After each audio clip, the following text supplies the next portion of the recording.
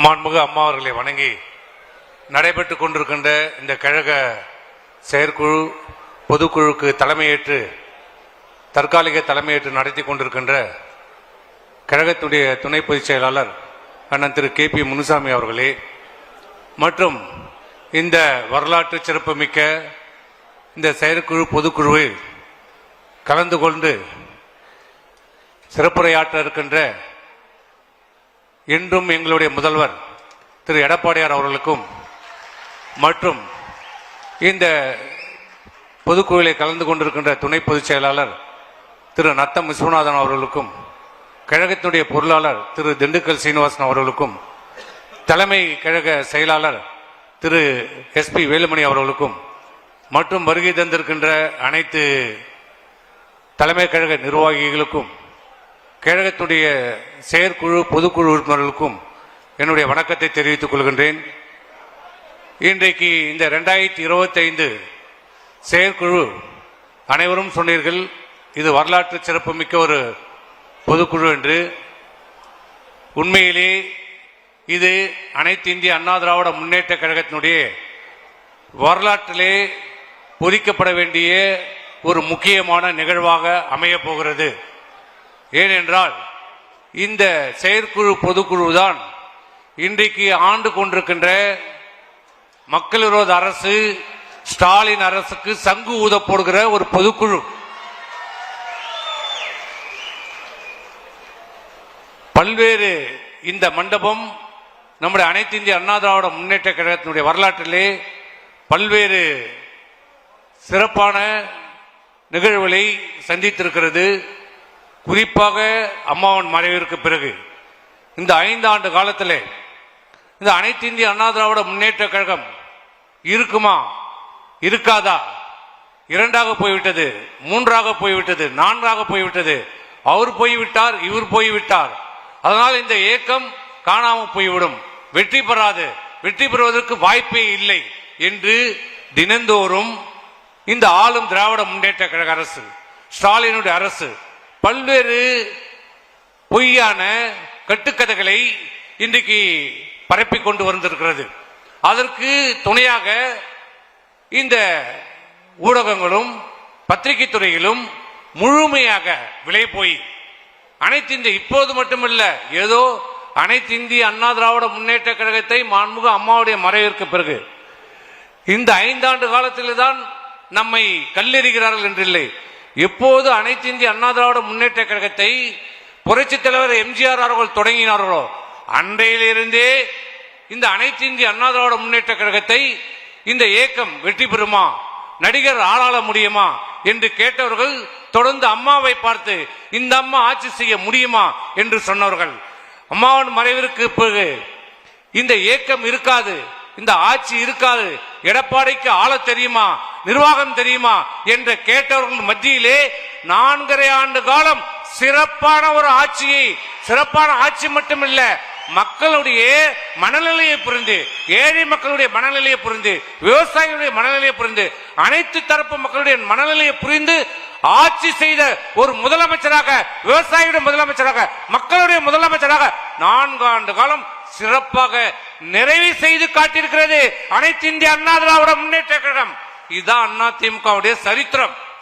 இன்றைக்கு நேற்று இல்லை, என்றைக்குமே அதிமுக ஆட்சியில் இருந்தாலும் இல்லை என்றாலும் நம்மை தான் குறிவைத்துக் கொண்டு எப்படியாவது இந்த அதிமுகவை அழிக்க விட வேண்டும், அழிக்க வேண்டும் என்று கங்கணம் கட்டி கொண்டு ஒரு இருந்து கொண்டிருக்கிறார்கள் தமிழகத்திலே. இதிலே எதிரி திமுக மட்டுமில்ல, துரோகிகள் மட்டுமில்ல, நம்மோடு உறவாடி கொண்டிருக்கிறவர்களும் இதிலே இருக்கிறார்கள். அதில் தான் நம் ரொம்ப எதிரி நமக்கு யார் என்று தெரியும். திமுக, கருணாநிதி, ஸ்டாலின் நம்முடைய எதிரி, நம்முடைய துரோகி யார் என்று தெரியும். ஆனால் நம்மோடே உறவாடி நம்மை கெடுப்பவர்களிடம் தான் நாம் ஜாக்கிரதையாக இருக்க வேண்டும். சில அரசியல் புரோக்கர்கள் இருக்கிறார்கள், அவர்களிடம் நாம் ஜாக்கிரதையாக இருக்க வேண்டும், அவர்களை நாம் இனம் கண்டு கொள்ள வேண்டும்.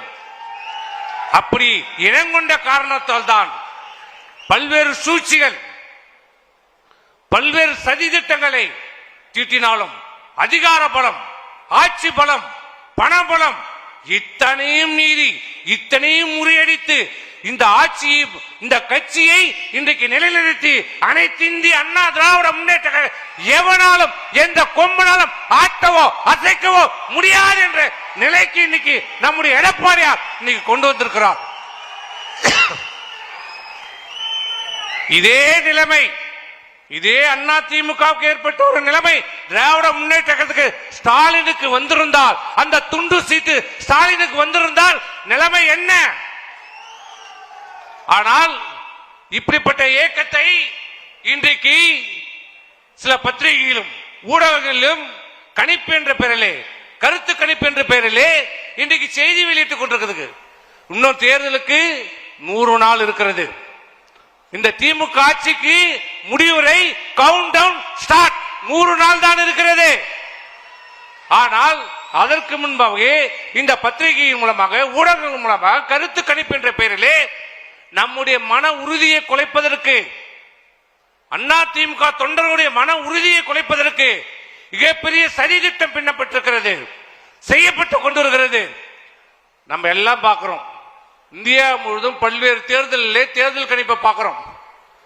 எந்த தேர்தல் கணிப்பாவது 1-2 தவிர இதுவரை வந்த தேர்தல் கணிப்பு ஏதாவது உண்மையாக நடந்திருக்கிறதா?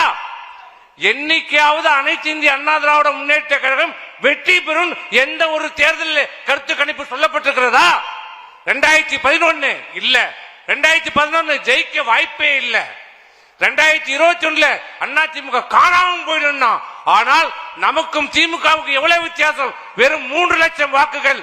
அது நம்முடைய துரோகிகள் சில செய்த தவறு, நாம் செய்த சில தவறுகளால் இன்றைக்கு திமுக ஆட்சியில் இருக்கிறது. மக்கள் வாக்களித்து திமுக வெற்றி பெறவில்லை.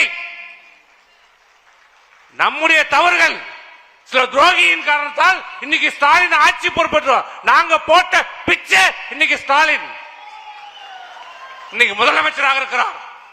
ஆகவே தயவு செய்து இந்த ஊடகங்களிலும் பத்திரிகையிலும் வருகிற கருத்து கணிப்பு என்ற பெயரிலே தினந்தோறும் மாலையானால் 4 பேர், ஊர்ல 4 பேர் சொல்லுவான், 4 விதமா பேசுவான்.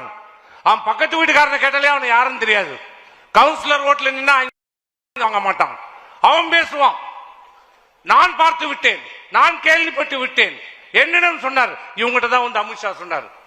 விளக்கு வச்சு பார்த்தவனுங்க பக்கத்திலே, அப்படியே விளக்கு வச்சு பிடிச்சி பார்த்தவனுங்க சொல்லுவானுங்க, அண்ணா திமுக இது நடந்து விட்டது, அது நடந்து விட்டது. சண்முகம் இன்றி வெளியேறுகிறார், தங்கமணி போகிறார். எங்கயா போனோம்? உயிருள்ள வரை இந்த அனைத்து இந்திய அண்ணா திராவிட முன்னேற்ற கழகம் இது எங்க கட்சி, எங்க கட்சிடா